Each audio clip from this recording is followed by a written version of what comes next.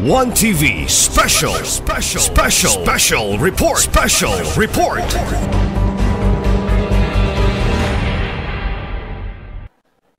In line with our civil service celebration, allow me to share these few messages to all of you, my dear Capitol employees.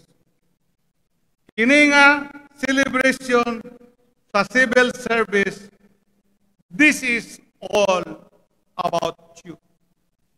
This is all about us. We are the body of government officials and employees, collectively known as civil service, civil servant. But more than anything else, the celebration is a recognition of our invaluable contribution as lingkod bayan, who have steadfastly ensured continuing governmental operations and selflessly dedicated the service to the Misamis-non.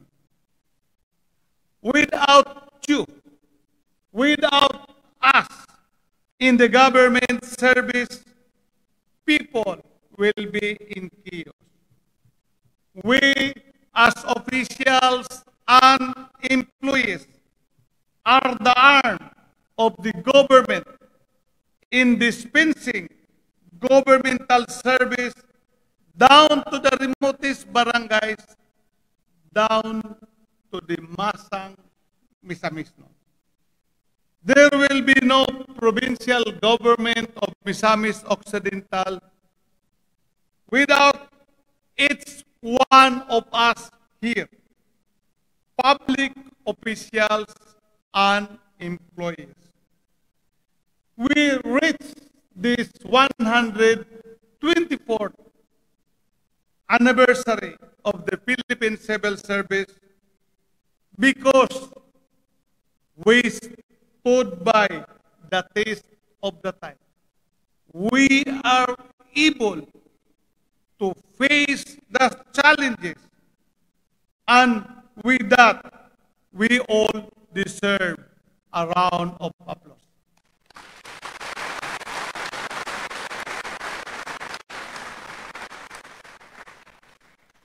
Apan atong hinumduman, kanunay, nga we are all here in government with a sworn duty.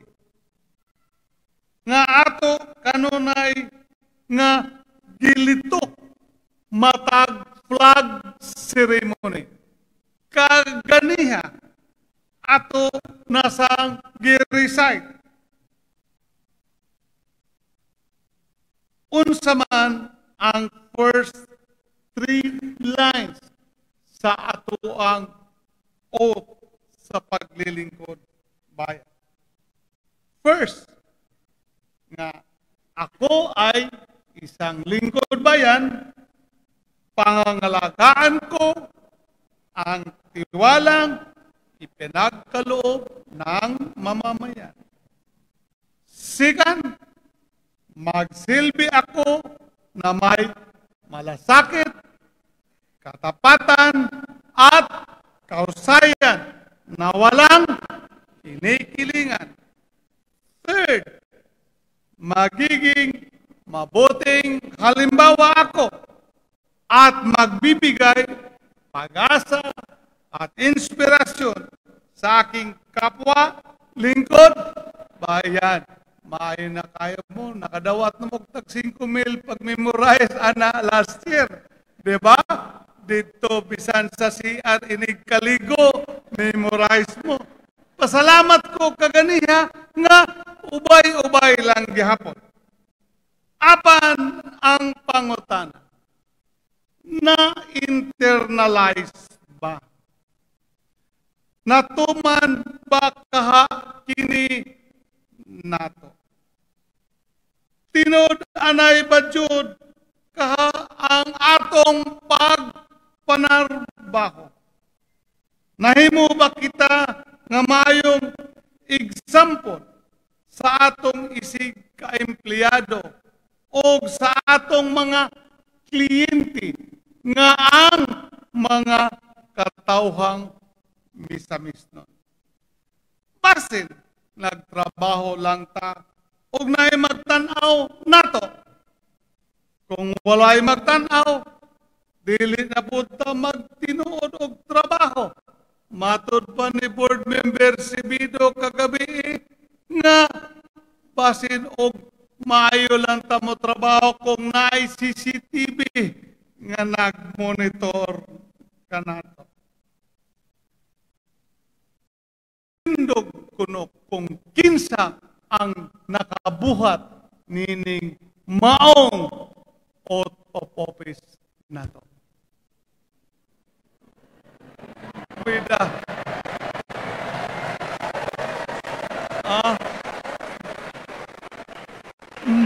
Mura ang uban nagpanaganaman.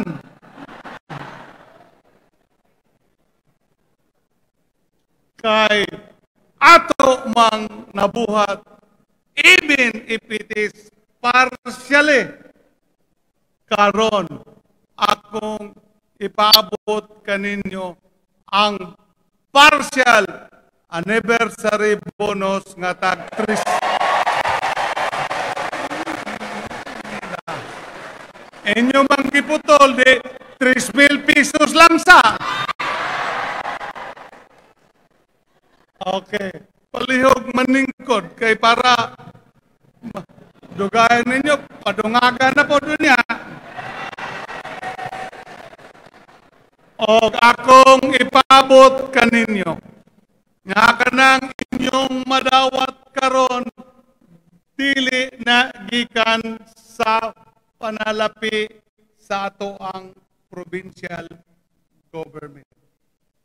That is taken out from the funds, from the resourcefulness of your governor.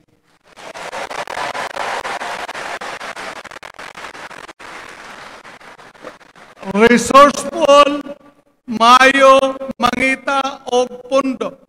Matod pa ni Mayor John Villanueva the other day in our meeting dito sa Manila, sa among evaluation sa atong mga proyekto o what we intend to do, mingon siya nga believe minimo gob. Kay mingon og mone atong proyekto, mone pundo gikinahanglan, mangita ta pagkaugma na naman dayon. No? Iya po kong giayo og hanay kay nagpresentar po siya sa iyang multi-millions nga kalamba commercial and business development project. Og atong September 13, atong Friday, kapin sa 3,000 ka mga misamisnon na tagaan o ayuda ni Presidente Bongbong Marcos. Iyahang birthday, siya mo'y nanghatag og birthday gift ngadto sa mga Pilipinon. Ayaw mo kabalaka katong wala makaapil og dawat, maning kamot ta nga tanang misamisnon makadawat gayod og pinaskuhan sa di pa matapos ang 2024. Salamat, Mr. President Bongbong Marcos and Speaker Martin Romualdez kay sa inyong paghatag og mga ayuda. Ako karong napiskan ang mga empleyado sa provincial government sa Misamis Occidental. As what I have always emphasized, that the principles of 5 Ms must start in the capital. Our capital employees should be the role model in performing our duty of public service. Kita maoy reflection sa mga mithi sa Misamis nung magpuyong malanaon, malambuon, o malipayon. The 5 Ms that should shine for the people to follow. Mao nga sa ato adjod dapat magsugod pagmaterialize sa pagpuyong malinaon, malambuon o malipayon. So, unsa man paagi nga ato kining mahimo. Today, I want to focus on 3 essential pillars of employees' performance that are at the heart of our success. Dedication, commitment, and efficiency, plus hard work. That is equals to success. Dedication is the foundation of excellence. When we show up to work each day with the determination to go above and beyond what is expected, we not only fulfill our duties, but we also inspire others around us. The people of Misamis Occidental depend on us. Nagsalig nato, taas ang panlantaw o paglaom kanato. And it is through our dedicated service that we make a real difference in their lives. In this regard, I see countless examples of dedication across all departments. Whether it's through the long hours spent ensuring projects are completed on time, or the extra mile our frontline workers go to public services, your dedication is what fuels the engine of progress. Nasayod ko, wala pagid nato ni ma 100%. Dili pagid 100% nato. Kaya naa pa manggapoy, pasaway. Lately, na atong doktor, iyang duty sa hospital, tuwa nag-duty sa iyang clinic. Private clinic. Doktora Taco, asa namang recommendation because I have to revoke the certificate of services because that is unfair to our people. Commitment is about loyalty. Not just to the organization, but to the values and principles we stand for as public servants. It's about staying the course, even when the road ahead is uncertain. It's about believing in the vision that we have for Misamis Occidental. The vision of Asenso Misamis Occidental. Kinahanglan mutuo ta nga atong mahimo. kay dili na nato mahimo kung dili kita muto. We should believe in the vision and making it a reality for the future generations to come. When we are committed to our work, we create a culture of accountability and excellence. This commitment is not only reflected by the number of years we serve, but in the passion and enthusiasm we bring each day, no matter the challenges we face. Abi ninyo, kanang mo bisita ko or in my interactions with people and even to some of you, kanang naimingon nako kay unsabay tuyo nga loyal jud ko nimo. Medyo dili dayon nako katuwa. Kay para kanako, what matters much is loyalty to the institution. Loyalty to our government, specifically the institution, the provincial government of Misamis Occidental. That is our institution. We belong to this because this is the institution of the Misamisnon. Because if you are loyal to the institution, you are loyal to the Misamisnon, then that will be the time that I believe in you, that you are loyal to me.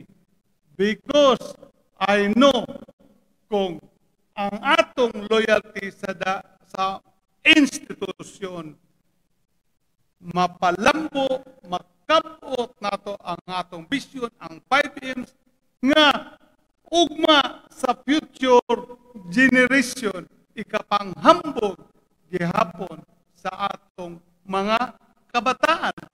O mayon sila nga loyal mi kang Governor Wabinal. Kay sa panahon siya pa'y Governor, i-instill sa ilang ginikanan, sa alimpatakan sa ilang ginikanan, ang maong 5Ms vision nga asenso. Nga ang maong 5Ms wala lamang nagpasabot nga Misamisnon magpuyong malinaon, malambuon o malipayon. Kundili nagpasabot sad kini nga ang Misamisnon matinahoron, matinod-anon, matinabangon og labaw sa tanan mahigong maon.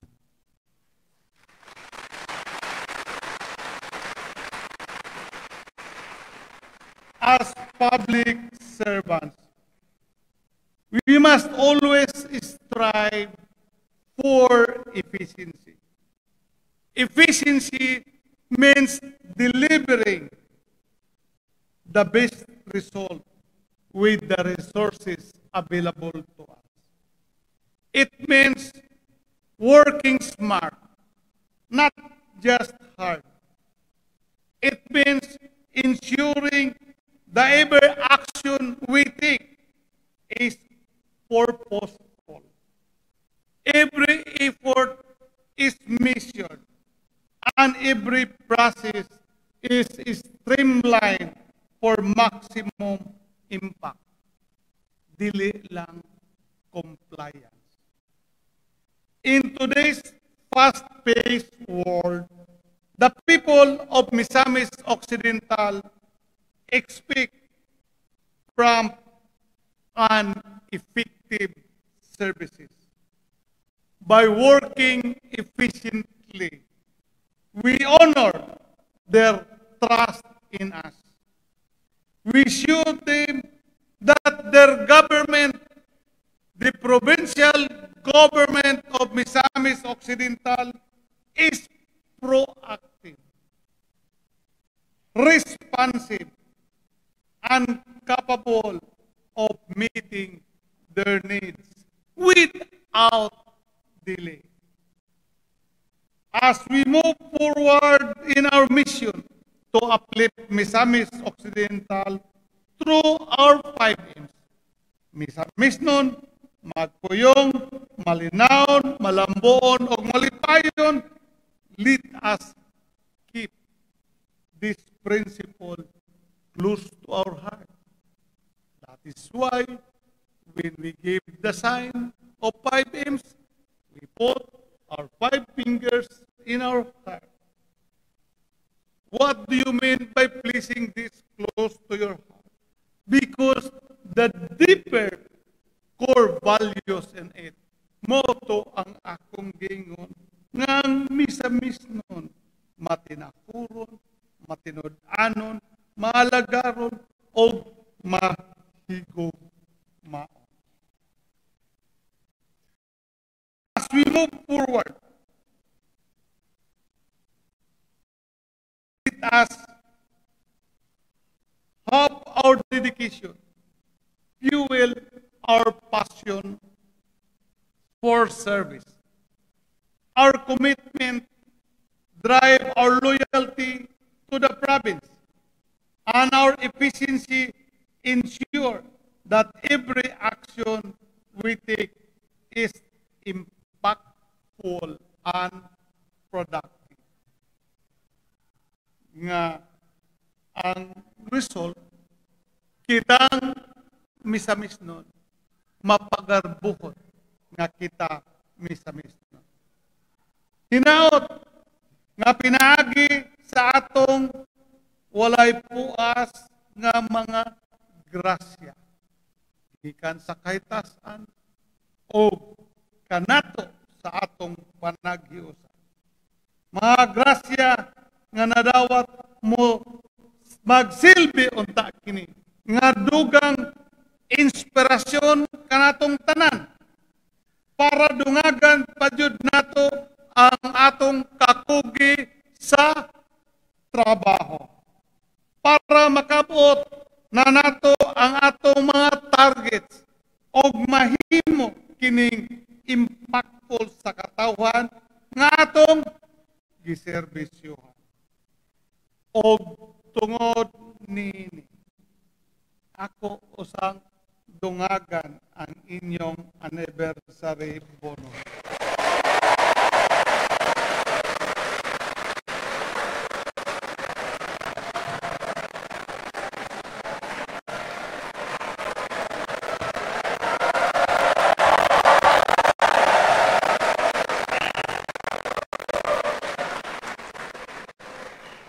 Bisag dili lang sana ako ihiurotanan karon adlaw ako nang himuong 5,000 ang inyong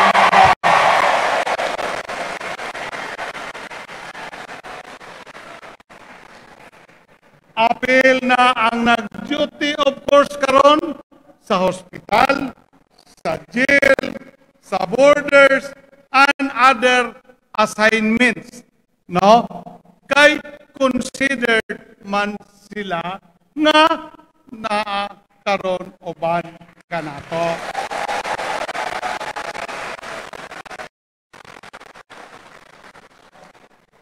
Together as one Asinso team with our hard-working board members here who are in front of you under the supervision of our Vice Governor Wayne Gutierrez, let us continue to deliver excellence and make Misamis Occidental a beacon of peace, progress, and prosperity. Daghang salamat o maayong buntag kanatong tanan.